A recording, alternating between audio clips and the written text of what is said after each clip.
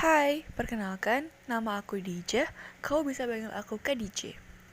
Kak DJ di sini sebagai mentor PPKN kamu loh. Nah, pada kesempatan kali ini, kita akan mempelajari hubungan pemerintah pusat dan pemerintah daerah. Yuk, belajar PPKN bareng Kak DJ. Gimana sih cara pemerintah Indonesia menjalankan pemerintahan di negara yang seluas ini? Pertanyaan tersebut akan kita jawab di pembahasan subbab 1 yang berjudul Desentralisasi atau Otonomi Daerah dalam konteks Negara Kesatuan Republik Indonesia.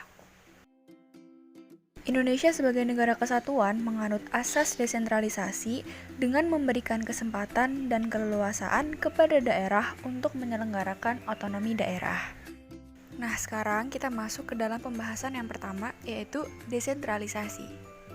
Secara etimologis, istilah desentralisasi berasal dari bahasa Belanda, yaitu de yang berarti lepas dan centrum yang berarti pusat. Oleh itu, desentralisasi berarti sesuatu hal yang terlepas dari pusat. Buku yang berjudul Otonomi Daerah dan Implikasinya, karya Amran Muslim, membedakan desentralisasi dalam 3 bagian, yaitu desentralisasi politik, desentralisasi fungsional, dan yang terakhir desentralisasi kebudayaan. Yang pertama, desentralisasi politik, yaitu pelimpahan kewenangan dari pemerintah pusat yang meliputi hak mengatur dan mengurus kepentingan rumah tangga sendiri bagi badan-badan politik di daerah yang dipilih oleh rakyat dalam daerah-daerah tertentu. Yang kedua, desentralisasi fungsional, yaitu pemberian hak kepada golongan-golongan tertentu untuk mengurus segolongan kepentingan tertentu dalam masyarakat, baik terikat maupun tidak pada suatu daerah tertentu. Contohnya apa, Kak? Contohnya seperti mengurus irigasi bagi petani. Yang terakhir, desentralisasi kebudayaan, yaitu pemberian hak kepada golongan-golongan minoritas dalam masyarakat untuk menyelenggarakan kebudayaan sendiri. Contohnya apa nih, Kak? Contohnya yaitu mengatur pendidikan dan agama. Pembahasan kedua yaitu otonomi daerah. Otonomi daerah diartikan sebagai wewenang atau kekuasaan pada suatu wilayah atau daerah yang mengatur dan mengelola untuk kepentingan wilayah atau daerah masyarakat itu sendiri. Ketiga, otonomi daerah dalam konteks negara kesatuan.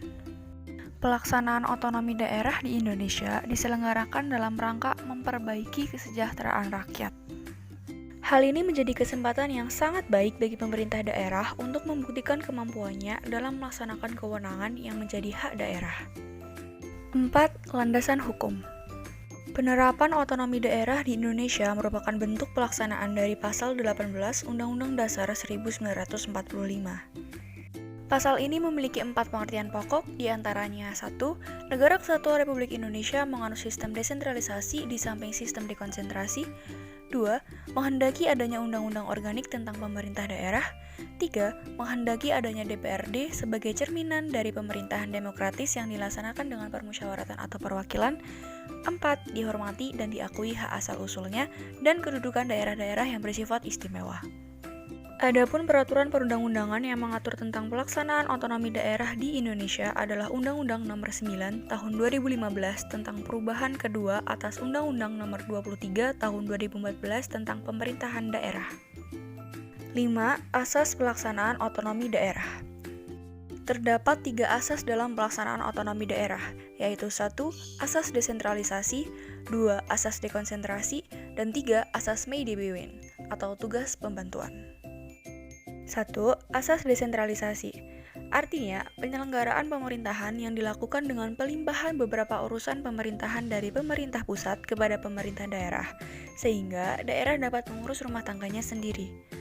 Pelimpahan urusan di daerah memiliki tujuan supaya masyarakat ikut serta dalam penyelenggaraan pemerintahan di daerah.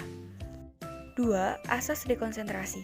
Menurut UU Nomor 32 Tahun 2004 dan Peraturan Pemerintah Nomor 7 Tahun 2008, asas dekonsentrasi adalah pelimpahan wewenang pemerintahan oleh pemerintah kepada gubernur sebagai wakil pemerintah dan atau kepada instansi vertikal di wilayah tertentu. Yang terakhir, asas May Dey Bewin atau tugas pembantuan. Pada dasarnya, asas ini merupakan penugasan dari pemerintah pusat kepada daerah dan atau desa, dari pemerintah provinsi kepada kabupaten atau kota dan atau desa, serta dari pemerintah kabupaten atau kota kepada desa untuk melaksanakan tugas tertentu. Yang keenam, nilai, dimensi, dan prinsip otonomi daerah di Indonesia. Ada dua nilai dasar yang dikembangkan dalam Undang-Undang Dasar 1945, yaitu nilai unitaris dan nilai dasar desentralisasi teritorial. Nilai unitaris diwujudkan dalam pandangan bahwa Indonesia tidak mempunyai kesatuan pemerintahan lain di dalamnya yang bersifat negara. Nilai dasar desentralisasi teritorial. Dari isi pasal 18 Undang-Undang Dasar 1945 menjelaskan bahwa pemerintah diwajibkan untuk melaksanakan politik desentralisasi dan dekonsentrasi di bidang ketatanegaraan.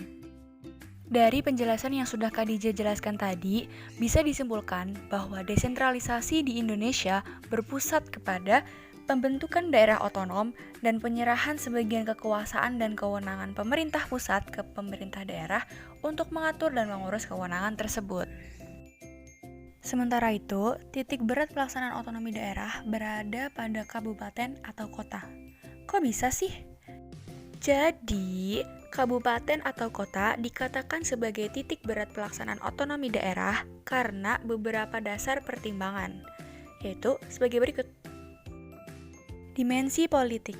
Kabupaten atau kota dinilai kurang memiliki fanatisme kedaerahan sehingga risiko gerakan separatisme dan peluang berkembangnya aspirasi federalis relatif sedikit.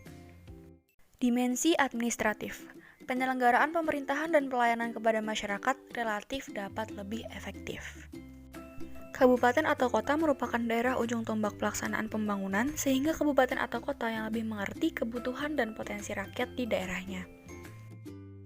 Prinsip otonomi daerah, nyata, bertanggung jawab, dan dinamis.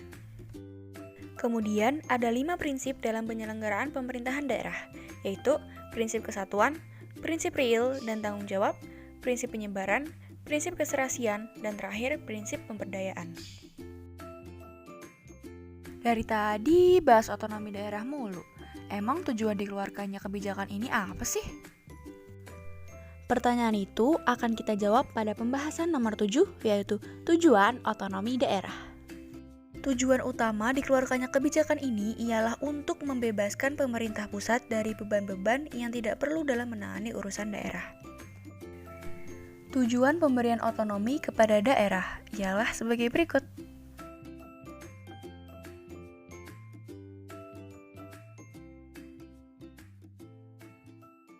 Nah, itulah materi seputar desentralisasi atau otonomi daerah dalam konteks Negara Kesatuan Republik Indonesia. Nggak kerasa ya, udah selesai aja materinya. Karena materi kita udah habis, maka kelas ini dinyatakan selesai.